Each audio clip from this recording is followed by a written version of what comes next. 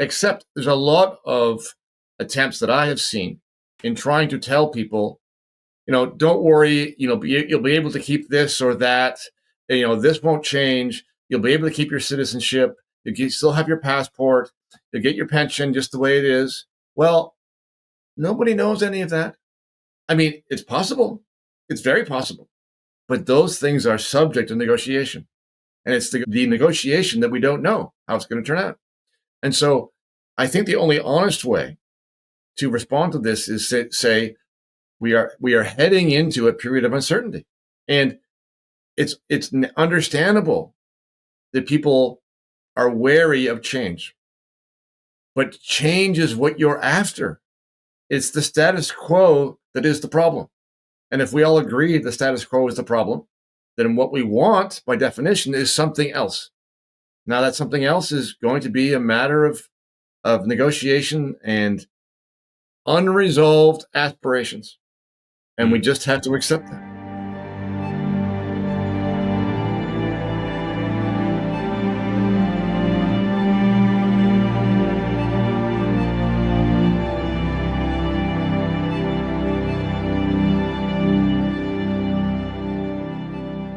Hi, everyone. Welcome back to the Critical Compass. Today, we are pleased to be joined by Mr. Bruce Pardy, a law professor from Ontario who has involved himself in the Alberta independence discussion. I guess that would be the softest way to put it. That's actually kind of what I wanted to start off this discussion with. So thank you so much for joining us, Bruce. And maybe you could give us a little bit of a kind of a introduction as to how you got interested in and involved as such a prominent voice in this topic. Sure. Yes. Thanks, guys. Thanks for having me on. Yeah, it's a good question.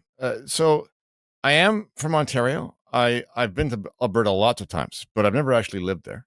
And so one might think, what why am I delving into this question? And the answer, I think, is in part that I'm a Canadian, of course, and this country is in big trouble. And I mean, that's been obvious for a while, but it's never been more obvious than during COVID, I think. COVID revealed an awful lot of things about how the country actually works.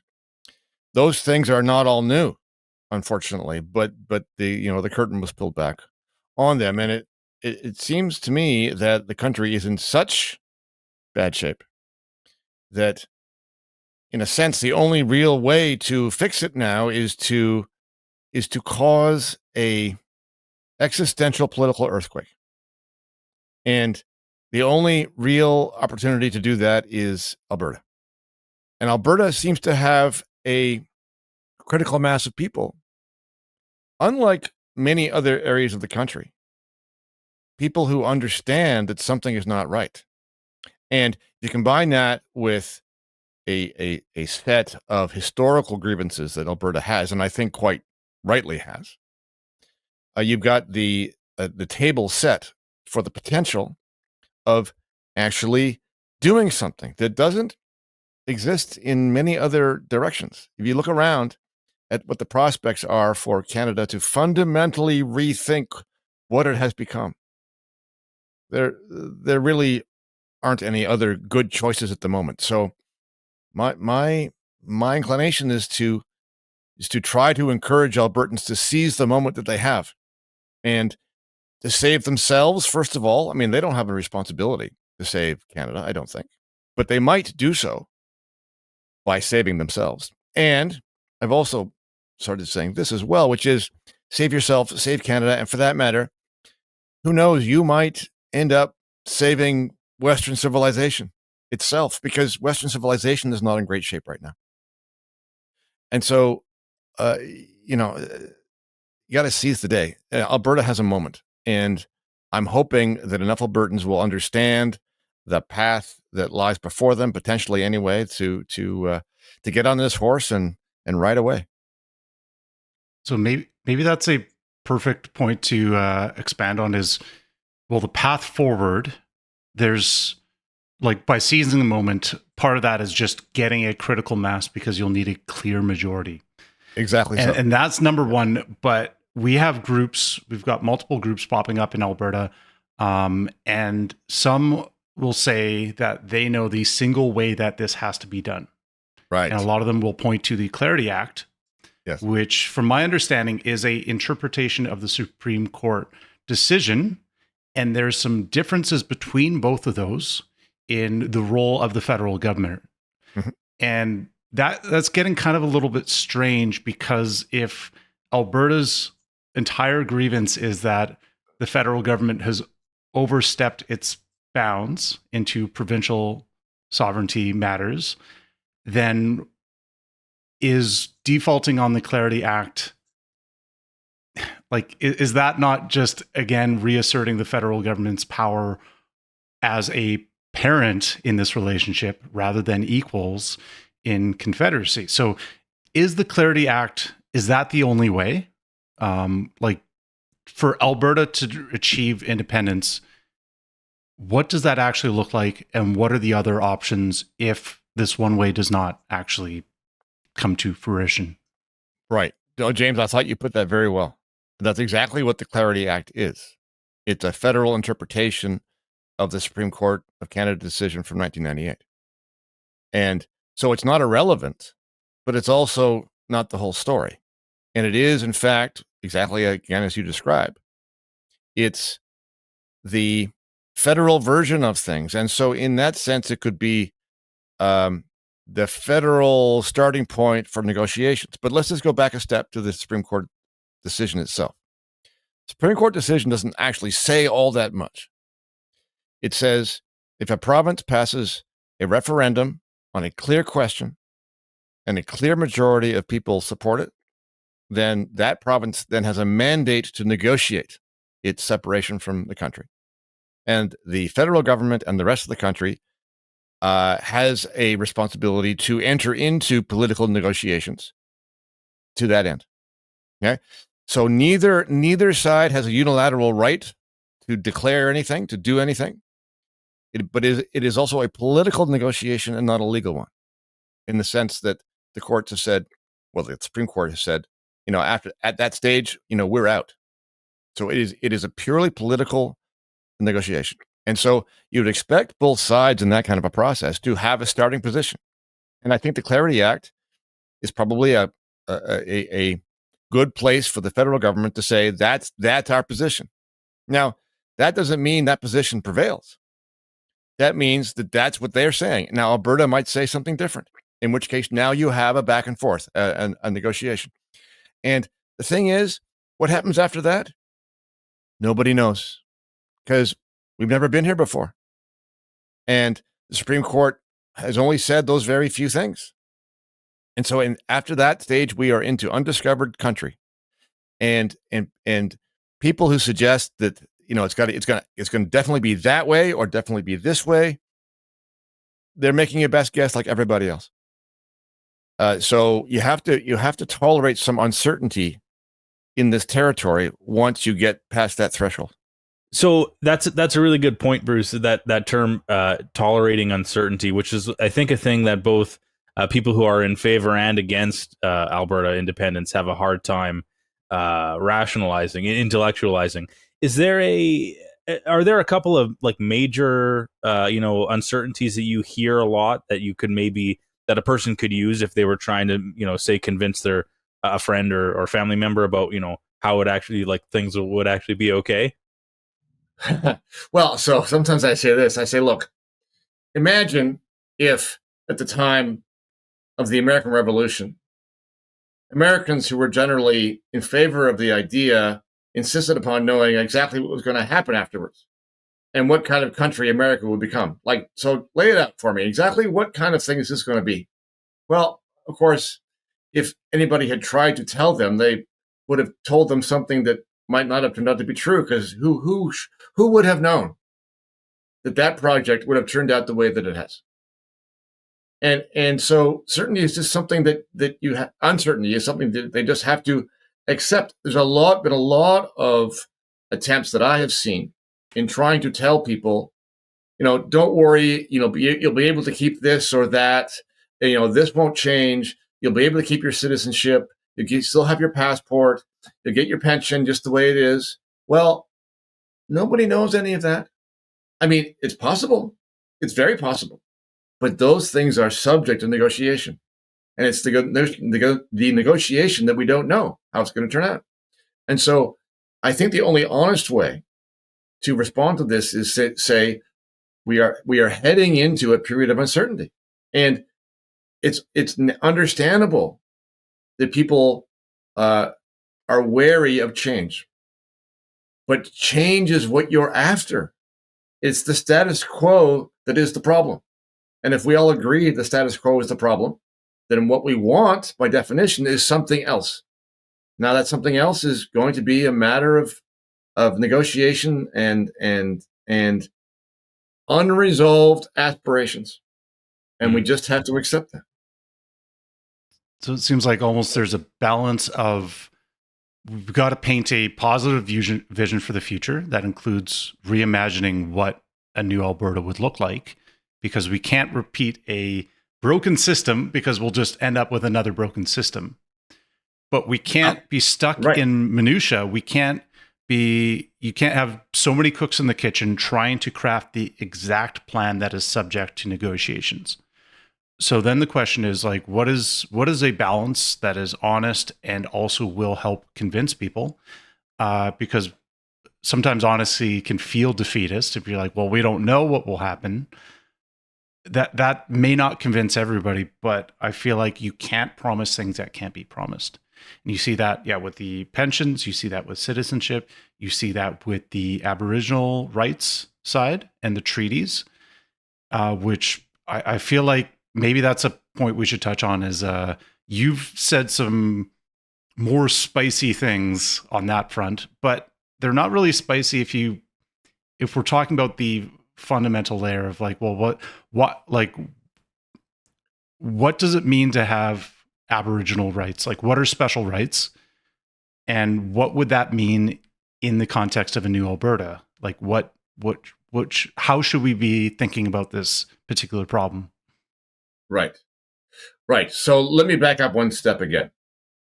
And to say this, many Albertans are saying, and more power to them. I mean, thank God they are. More people are saying that they want to live in a free country because Canada does not seem to be that way very much anymore. And that's great. But then that raises the question, well, what do you mean? What is a free country? What do you mean by that? Do you just mean you want to be free from Ottawa, or do you actually want to be free? And if it's the latter, then, all right, let's talk about what a free country is. And for my money, one of the features of a free country is a system of justice, a legal system that is blind. You know the statues of Lady Justice wearing a blindfold, right? Blind justice means that the law doesn't care who you are, in the sense that it applies rules and rights and freedoms in the same way, regardless of your identity. For my money, it's one of the features of a free country, an actually free country. And so, if the aspiration is to make Alberta into a free country, then nobody can have different rights than anybody else. And that includes Aboriginal peoples. If you have a legal system that distinguishes between people on the basis of their lineage, on the basis of their genes, on the basis of their parents, on the basis of their culture, on the basis of their identity, then you do not have a system of blind justice. And in a newly constituted free country, I think one of the very first principles ought to be equal protection of the law. It's an idea that's actually in the U.S. Constitution. There's a version of it also in the Canadian Charter, but it has an exception to it. And over time, the Supreme Court of Canada has made the exception into the rule. So we do not have that in Canada right now, the idea of equal protection or equal treatment. But a new Alberta, I would like to hope that would be one of the very first features of this newly independent and free country. Yeah, that's and that's, we've talked about that before about how it feels like you approach these sort of issues with this notion of first principles. You're taking a principled stance, and it's not colored by history or circumstance, or because so many of those subjectivities can add up and kind of distort an otherwise firm concept. So I guess to follow up with that, Yes. you had recently been in a debate with Jeff Rath, and we know Jeff, and we appreciate his gumption for Alberta independence, and he's doing some good things. But when watching that debate, something became very clear in that he didn't really approach your argument as charitably as I would have liked, and he repeated a line several times, if you recall, where he said that essentially he tried to boil down your argument into you wanting to remove the rights of 300,000 Albertans, obviously the Indigenous population in Alberta. Right. Obviously, I don't think you mean that. Can you be, because I don't think you were given the opportunity to really expand on that. Can you sort of explain Jeff's main problem with this point was that he believed it to be a non-starter as far as Alberta independence goes. So do you think it's a non-starter, or do you think that there's a way around this? Right. Okay. So those are two very different questions. So let me do the first one first. Yeah. Thanks. Right. So am I trying to remove the rights of 300,000 people? The answer is it depends what you mean. If you mean, would I like to see removing the special status of 300,000 people, then the answer is yes. But that doesn't mean removing the rights of those people. The point is that the rights held by those people have got to be the same as for everybody else. We're not taking those rights away. Everybody must be treated the same way in the law. And to that end, you're equalizing. You're equalizing. And to that end, what I've suggested as a transitional measure is to take reserve lands in Alberta and so just a clarification, at the moment, Indigenous people who belong to bands who have reserves do not own plots on reserves. They do not have title to that land. It's a group right. It's a group possession. So what I've suggested is you take those reserve lands and you make them into lots, and you give title to those lots to individual Indigenous people so that they can do with that land what everybody else can do with their land, which is to improve it or sell it or lease it or bequeath it, mortgage it, whatever they want, because that's what everybody else gets to do. At the moment, individual Indigenous people are subject to the tyranny of the group and subject to the tyranny of the group's leaders. You're caught. You're stuck within the concept of the group right. You cannot make decisions for yourself. Now, you can leave the reserve and go and live in the city and do what everybody else can do. The fact of the matter is that off reserve, individual Indigenous people have the same rights as everybody else in Canada. And that's the way it ought to be. But it ought to be that way everywhere.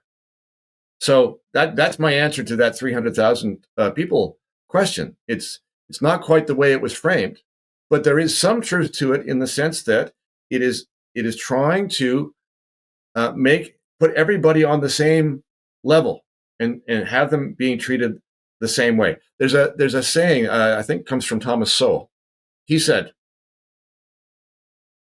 "When you're used to special treatment, equal treatment seems like discrimination." And what I'm suggesting is to get rid of the discrimination, to get rid of the practice of seeing people in different ways. In other words, as far as the law is concerned, there should be no such thing as different peoples. The law should simply apply to people. Now, to your second question about, how practical this is in a political sense. Well, you guys might know better than me because I'm not on the ground in Alberta. Now, on the other hand, I've been in contact with a lot of Albertans. People have communicated with me in various ways. And an awful lot of people have said, yes, we agree with the Aboriginal point. This has got to finish now. This is a bad system. It was a bad system from the beginning. And look at the results. The results are terrible. They do not help the people they're pretending to help. So why would you want to retain it?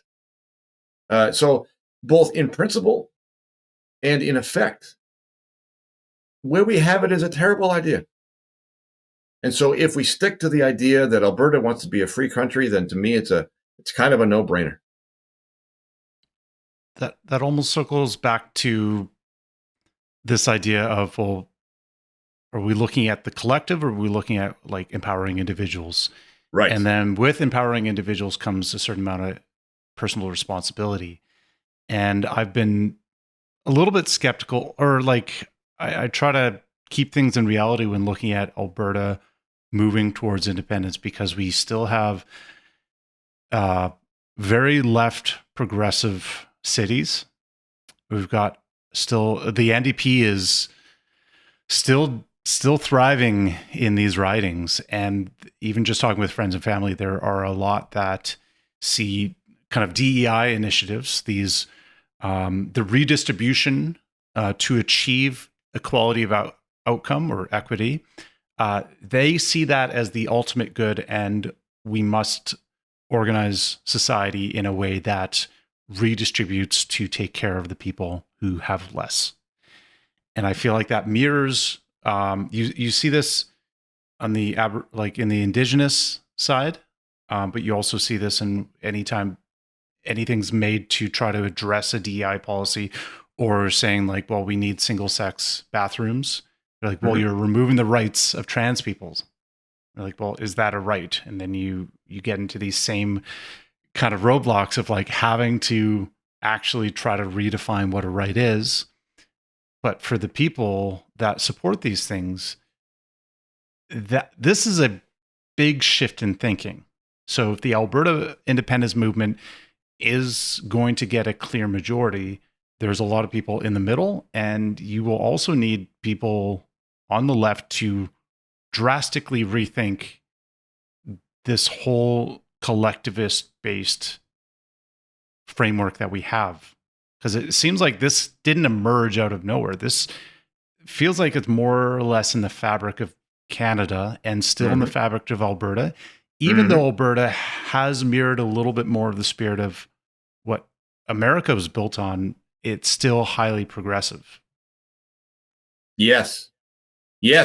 Very well put, I think. So we could frame this question, the question of Alberta independence, in exactly that way. We could say this is a contest between individualism and collectivism. Do you want a government that protects the individual, or do you want a government that protects collectives, groups? And because the Canada we are in right now is more and more trending to the groups, and that's one of the big problems with it. It's one of the reasons why Alberta is in the position of saying, this is not working, people. This is a bad scene. And what a future Alberta ought to look like in terms of its government and how it works and what its policies are can be discerned from that contest. So if you create a new Alberta, and the Alberta is, again, a free one, and by a free one, I mean it protects the ability of individuals to decide their own affairs. It's based upon the idea of individual autonomy, the ability of you to make your own decisions about your own life, your own career, your own money, your own property, your own family, your own children. If that's the kind of Alberta we mean, then we can tell the kinds of things that have to go by whether they are consistent with that vision or whether or not they belong to the collectivist thinking that you referred to. Right? So here's a big one for a lot of Albertans, I think, which is single-payer public health care. Single-payer public health care is a collectivist program. It's a socialized program of healthcare. If Albertans mean it about being a new and free country, single-payer public health care has to go because it is inconsistent with the vision. Now, a lot of Albertans think, well, but I want to keep my health care, right, because they're scared to wander into the unknown of what a future different healthcare system might be. I'm sorry. The one that you have does not match the aspirations you're identifying. So again, you have to walk into the walk into the unknown and trust that the principle upon which your new country is based will provide for healthcare, will provide for needs of all kinds, food and housing, everything that's important is provided by a free market in a country where people have independent rights. That's the way it works. And it is a centralized, planned country that is determined to dictate the outcomes on all those things first, right? So one of the challenges is to get Albertans to get out of the mindset of how government's supposed to work. Government is not supposed to plan ahead and provide for things. It's supposed to back off, get his hands off the market, and let people figure things out for themselves. And that is, from what I can tell, is an idea that lies deep in the heart of a lot of Albertans. Self-sufficiency, independence, your own decisions by your own hands. And if there are enough of those people, then you got a shot. Otherwise, if we're stuck on the central planning, collectivist thinking, then this is going to go nowhere. Yeah, and that's one of the major hurdles that this movement is going to face, because there's just so much, whatever industry you talk about. If you talk about healthcare, you talk about unions, you talk about, the fact that we have a huge bloated public sector in many different fields. You're going to face a lot of opposition from that, because there's just so much of our everyday is just based on the government dole right now that it's pretty rough. I mean, it's you're going to have, we're going to have to balance this notion of a free, independent society with, but things might be tough for a while. And that I wanted to I highlighted this section here, and we'll link this in all the notes here, but your Alberta Declaration of Independence, amazing read. I highlighted this one section because it's so poignant. I find, kind of near the bottom third here, you say, we find ourselves members of a beleaguered, corrupted, manipulated society. Vested interests and sacred cows make meaningful reform impossible. Canada is a country in retreat, more interested in redistributing wealth than in producing it, more resolved to administer than to build, and more prone to languish than to strive. Its people have traded freedom for the appearance of safety and competition for the solidarity of victimhood. Its culture pushes risk and rewards conformity.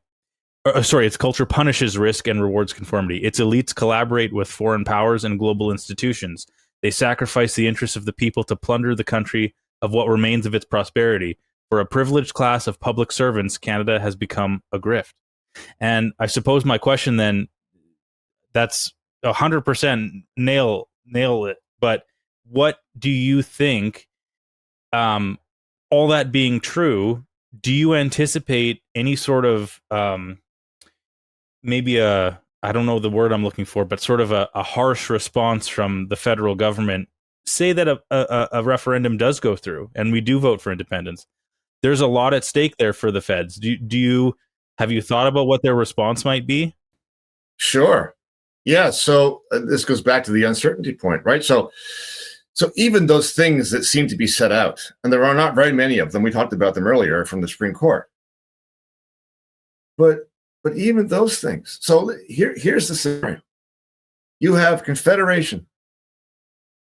And in large part, Alberta is the cash cow of Confederation.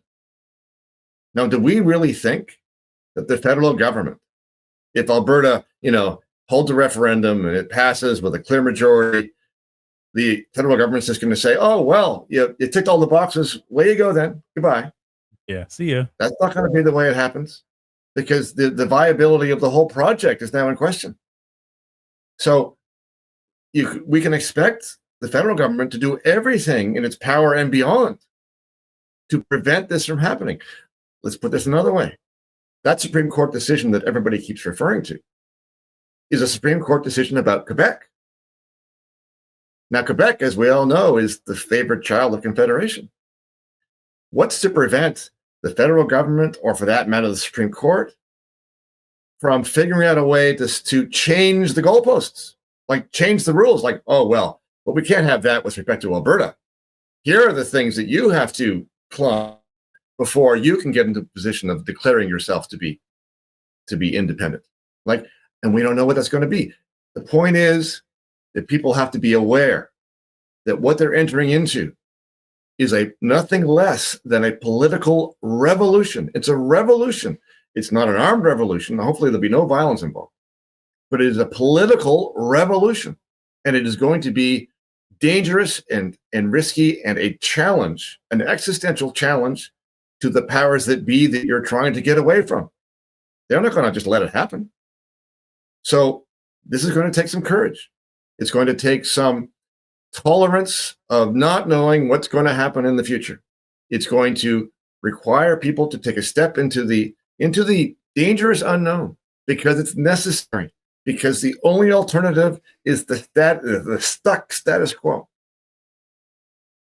And we're seeing this right now. Like, some people in the movement, they view it kind of as a zero-sum game of like, we've got our group and other groups, they don't have our best interest. They will hurt the movement.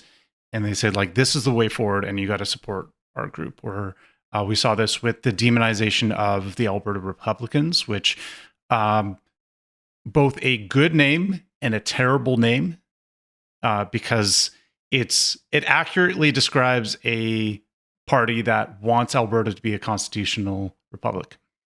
It's a terrible name because it reflects how many on the left and the right don't understand what a republic is, and they have this adverse immune system reaction to anything that reflects the United States.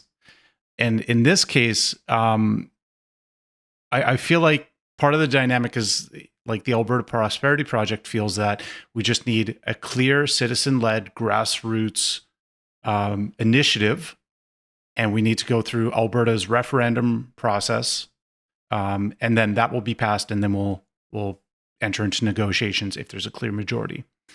I believe the Alberta Republicans were saying, well, who are we trusting to negotiate with us? And also, is that referendum binding? And they were saying, like, well, even like the Alberta government right now could pass legislation issuing a binding referendum.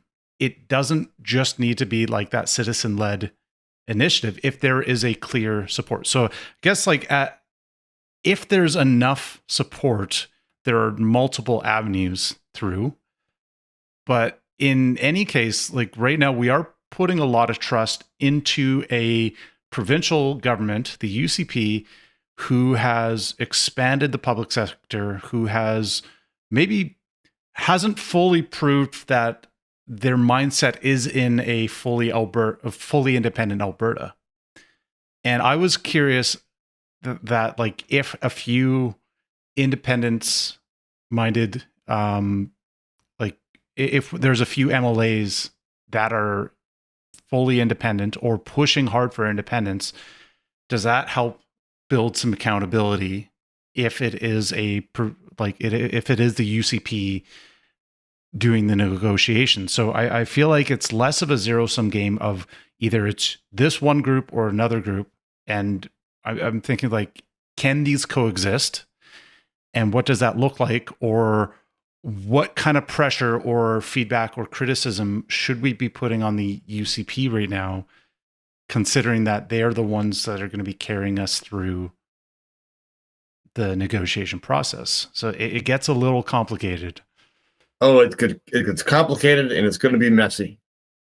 I mean, you're asking me a question about Alberta politics, and I'm not really qualified to answer that question. There are a lot of people who know better than me. So I don't know, but I do know it's going to be messy. But let's also say this. Sometimes this question is, sometimes the presumption is that the main conflict that you have in this enterprise is the federal government. But actually, that comes later. Your main contest right now is inside Alberta. And that's reflected by your question.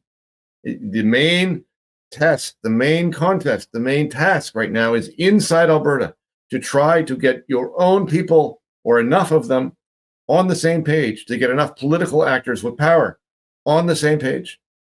And in principle, the way to get the political actors to get with the program, so to speak, is to demonstrate to those actors that the parade is going in a certain way. It's going to go there.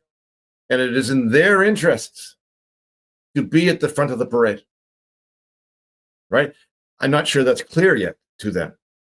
And that might be why some of them are trying to walk a tightrope between two things. And yes, it's going to be very contentious about who it is that gets to do the negotiating on the part of Alberta, assuming a referendum passes. For sure. I mean, absolutely. That is going to determine the kind of deal that you get. And so this is going to be messy. And this is part of the inevitable process of separating and becoming independent. There's no other way around it. Albertans have to deal with Albertans to try and figure this out and to try and gather up enough of a critical mass of people, like hopefully like a clear majority, not 51%, but more. I would love to see more than that, to demonstrate to the political powers that be that if they're interested in their own futures, everybody's interested in their own future. I mean, I don't diss them for that. Everybody acts in their own self-interest ultimately, and that's part of the feature of a free country, right? But in acting in their own self-interest, the political powers that be have to see that their own interests lie in taking on this cause. And if they don't, then who knows what happens after that. When you mention of some political actors right now walking a tightrope, leads me to wonder your opinion on, do you have a read on Danielle Smith? Like, it seems like from day to day, it's hard to tell. Some days it feels like she's all in. She's, easing the restrictions on getting citizen-led initiatives through and heard in the House, or and then some days it feels like she's pulling back, with the Alberta and United Canada type of speech. And then just today, she announces the creation of a Alberta provincial police force, which has long been talked about and kind of been sleptwalked for a while. Do you get kind of a sense of like where her intentions kind of lie? I don't. I mean, I know Danielle a little bit. I really like her. I did a number of interviews with her when she had her radio show, and then she had a podcast. I think she's a terrific person. I don't exactly know where she thinks she's trying to go, and maybe she doesn't know either. Maybe trying to see how things unfold, to try and give it an opportunity without endorsing it entirely. I'm not about this Alberta Next project. I don't think it's necessary. I mean, surely Albertans already know enough to know that Canada is not going to be fixed. And by the way, the demand letter that she sent to Carney a little while ago with nine policy demands, get rid of this, get rid of the tanker ban, get rid of single-use plastics and the emissions cap, and all those things. Those are undoubtedly policy problems that are irksome to Alberta, no question about that. But the problem is not a policy problem. I mean, in my books, the worst thing that could happen is that those policy demands would be met. Yeah. Now, I don't think there's much chance of that. But let's just say, hypothetically, let's say those policy demands were met, and you got a pipeline, and you got rid of the emissions cap, and you got rid of the tanker ban. What have you done? Well, you've fixed in a very short-term, temporary, moment-in-time way a number of policy irritants. You've done nothing to change the structure of the country. You've done nothing to change the constitutional relationship. You've done nothing to change the nature of confederation. And those policy changes can be changed back like that. Yeah. It's a moment thing. Well, yeah, and you've no, it doesn't. Yeah. And you've also poured some cold water on the independence movement. So in one sense, it could be. Yeah, it could be the smartest thing that the federal government could do, but I don't think that they're smart enough to necessarily do it. I agree with you, but that's exactly why I think it's the worst thing that could happen. It would take the air out of the tires of the whole cause. Yeah. So maybe there's also like one other thing of what happens if a referendum push fails? It feels like this time's a little bit different than, like, we've seen the Wexit pop up, and I feel like after the last federal election, the sentiment was completely different. Like, the amount of just the sheer volume of discussion right now, like on Alberta independence, is quite amazing, and it feels like this is not momentum that is like the other times before. So if we're trying to point back to, like, oh, Alberta did it before and like it went nowhere, and you're trying to use that as an excuse that is, like, try to prove that it's not going to be any different this time, I feel like is short-sighted. But I feel like even if a referendum fails, the amount of conversation, I wonder if that can shake up enough people in the other provinces. Because now you're talking about, like, Saskatchewan, there's like some people wanting, like, but how big is a independence movement in Saskatchewan? Are they not in the same kind of position as Alberta to have that same kind of momentum? Will it just get back to status quo if this settles down, or do you feel like a failed referendum is enough to shake the tree? No. I mean, Saskatchewan is another possibility. I mean, if Alberta did pass a referendum and resolved to leave, then I wouldn't be surprised if Saskatchewan said, well, don't leave us behind, we're coming too. Then, that would be great. But if a referendum in Alberta fails, then you shouldn't expect any results from that. The people who are in control are going to take that as an indication that everything is fine. Just the way we said, everything is fine. The people of Alberta said, no, we want to stay. We're going to run the country the way it's always been run, the way it's being run right now. And all those people who are in power, and the Laurentians in Ontario and Quebec, are going to take that as an indication that nothing needs to change. Nothing needs to change. So you only got one shot at this, and so don't blow it. There's no second prize here. If you lose the referendum, the cause is lost, and the prospects for fundamentally reforming Canada as a country are virtually non-existent, which is the whole point in the first place, right? So sometimes people say to me, well, you got to admit that the chances of this actually happening are very, very small. That's their perspective. And my response to that is, look, I don't really know what the chances are. But whatever the chances are, it's not zero. And can you think of another better possibility for reforming the country? And the answer is always no. So it doesn't matter if it's likely or not likely. It doesn't matter what the chances are, if it's better or worse than 50-50. I don't know what the number is. I don't care what the number is. The fact of the matter is, whatever the chances are, it's the best chance going.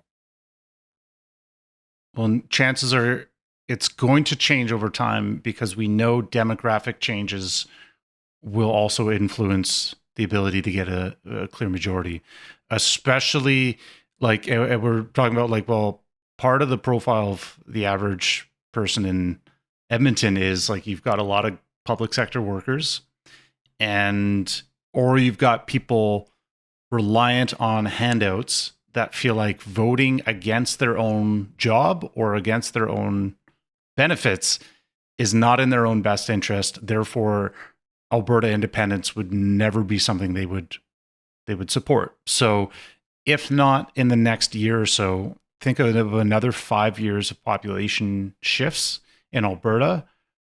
It's a clear majority is even less likely. Whatever the chances are now, it's going to be less likely.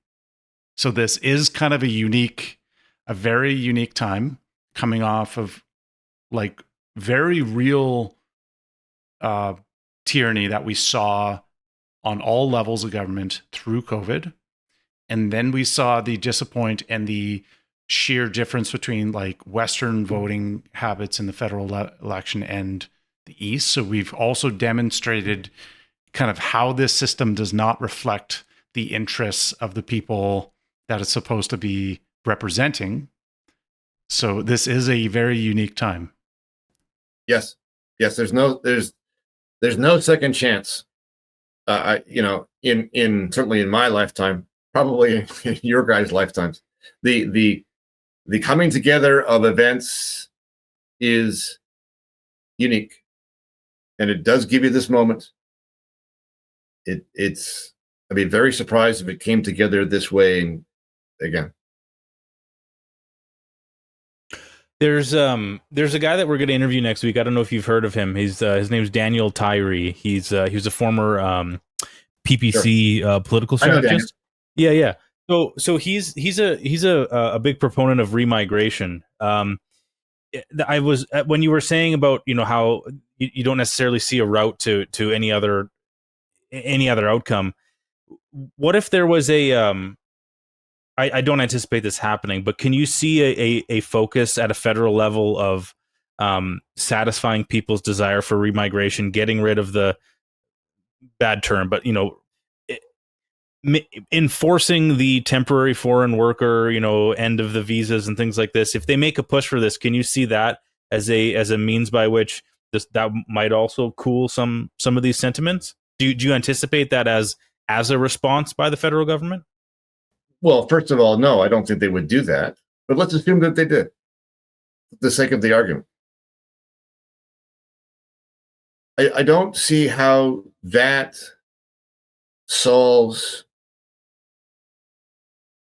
very many of Alberta's complaints.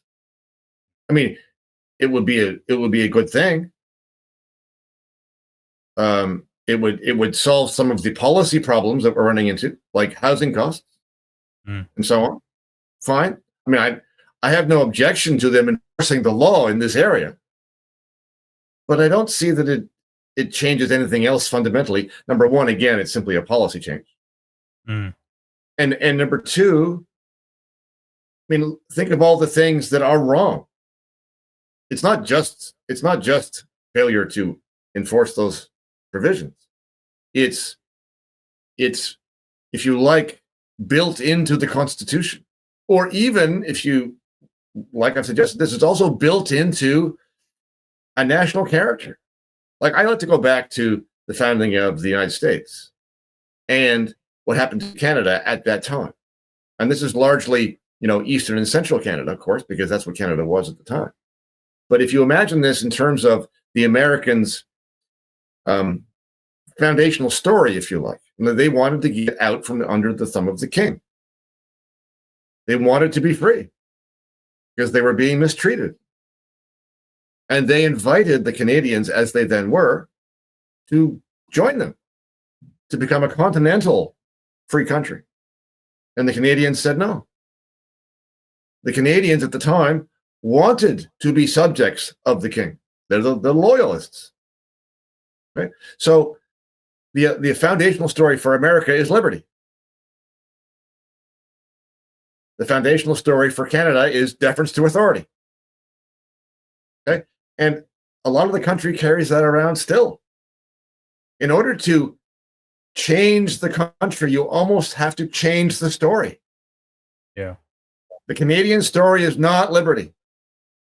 The Canadian story is, and this is the way my Energy Probe colleague Lawrence Solomon has put it, the Canadian story, Confederation, essentially is regions and provinces signing on in order to receive subsidies and grants from the federal government. I mean, this is not people joining the country for a grand vision of a noble, nation. This is a grift. Canada is founded as a grift. And it is a series of grifts that continue, region and province and industry and group, and everybody's on the take. Everywhere you look, somebody is on the take in this country. Yeah. And one of the few exceptions, right? Sorry, go ahead. One of the few exceptions are the taxpayers of Alberta, who are paying in to the system of bribes. Somebody has to pay for it. Yeah, we've mentioned it on the show a few times where it's Canada has a couple things. A lot of what is perceived by the world as like the notion of Canadian politeness. A lot of that actually, if you spend some time here, a lot of it is passive aggression, and I think the Brits call it like tall poppy syndrome, something like that. Like no one wants to stick up above the rest. You all got to maintain the lowest level. Don't make any noise. But also another thing that kind of plagues the Canadian mindset we've noticed is that rather than defining ourselves, and we've noticed this, you've probably seen it a lot since November last year, rather than making a positive vision or a positive definition of what a Canadian is, a lot of Canadians just define themselves and Canadianism in opposition to what it means to be an American. It's very twisted. Yes. Yeah, 100%. Right. And, you have to watch out for this in Alberta as well. Right. So, back to the healthcare thing, just for example, there's lots of examples, but just for one example, you think, oh, well, you have to do away with your single payer public healthcare system. And the reaction is, well, we don't want to be American. Yeah. Well, as if there's no other option. That's right. As if there's no other option. And also that anything American is bad. Yeah. Right. So, we need to bring some rationality to this. Yeah, and I feel like part of this is having better conversations with, like, obviously with those on the right. Some are federally minded conservatives, others are more independent supporting, and there are a range of ideas of how that looks. But having better conversations, that's one on the right, but also the conversations with, like, when I'm talking with more left-leaning family and friends, like, that gets very tricky. And I guess the Socratic method only goes so far when trying to break down these deeply ingrained ideas about how the world works, especially when it's I feel like the longer this goes, the harder it is to change, partially because you've had a shift from you look back to the 50s and look at the average skill set that the average person had. Like, the average father had like some mechanical skills, some automotive. They have a little bit of knowledge in multiple areas. So the way I feel like each individual was better powered as a check and balance on some of these systems because they had enough knowledge that they could call out the BS. And as we get hyper specialized, people just hand everything off to an expert. It's like, well, I am not qualified to even have a thought about this. I can't have an opinion. I have to hand this to their expert. And we're even seeing this right now in the movement of, well, we got to hand it off to this lawyer and that lawyer, and like, they know the exact plan because they read this act or that act. Like Bruce Pardy. Yeah. Right. Sure. Yeah, don't listen to me. Right. Well, this is where if you increase your sampling of ideas, we're going to get we're going to get a little bit closer to truth. If we're getting multiple, like, consensus from independent parties, etc. And I feel like some of the most valuable people are the deep generalists, those who have a bit of knowledge in multiple areas and also very deep fundamental understanding of systems. And this is where, like, you get some of these engineers, you get some of these other professionals that have solved complex problems, like with multiple variables, and they're seeing patterns that maybe some of these hyper specialized, highly credentialed people are not seeing in some of the ways. So I feel like this also has it's a very good opportunity for some of these other professionals with other skill sets to have a voice and have their input when talking about a vision for New Alberta. Yes, for sure, absolutely. But there is a cautionary tale as well, which is this. So part of what you're referring to, quite rightly, is the emergence of a managerial state where everything is centrally planned, it's controlled by a authority somewhere else with technocratic expertise, right? and that exists in Canada as much as anywhere else. They also have that in the States. It's all over the Western world. And yes, we need journalists to have the freedom to exercise their own judgment about things. The cautionary tale I'm referring to, though, is the idea that people with, some knowledge of systems can come in and redo it, like reorganize, like, okay, so this doesn't work the way we have it now. Let's do it this way. We'll put this here and that there, and we'll have this work this other way. Okay. Now you're just central planning in a different way, right? You're still having the state fix it all. That's the problem, right?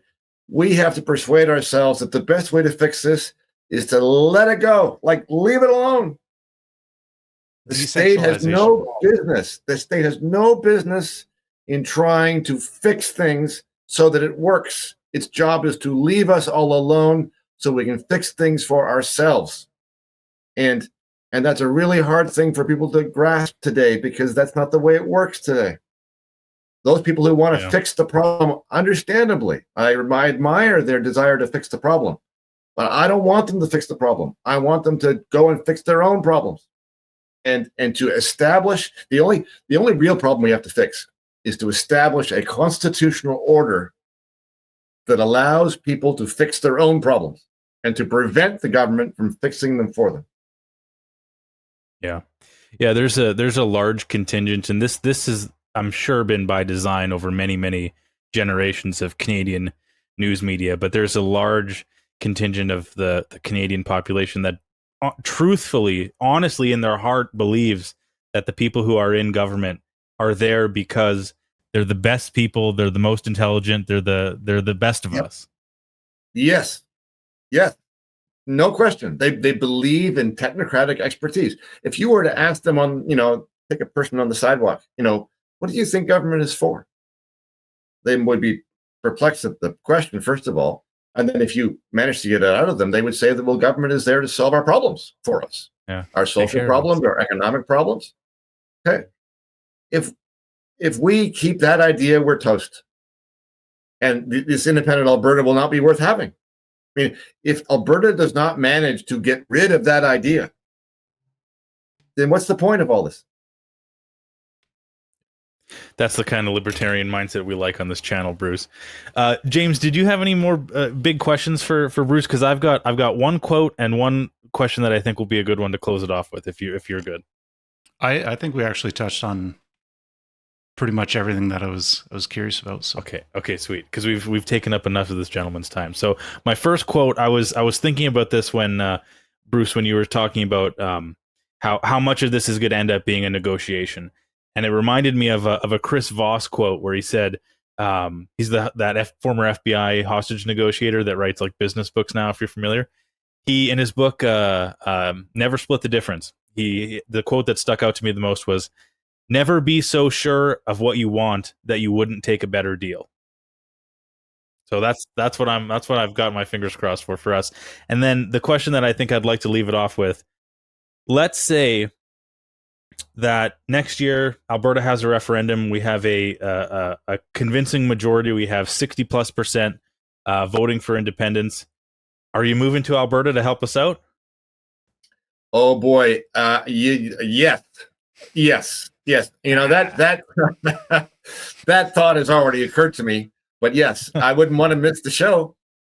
Right on. Well, we could sure use you, man. So hey, thank you so much for doing this. I know this is you're being pulled in a lot of different directions right now. You're a very popular voice on this subject, so we really do appreciate you taking the time to chat with us today. Oh, thanks, guys. It's been a pleasure talking to you. Thank you for the invitation, for having me on. Awesome. Well, hopefully we can do it again. Next time you're in Alberta, we'll swing by wherever you are. We'll say hi. Awesome. Thanks. All right. Cheers. Thanks. Cheers.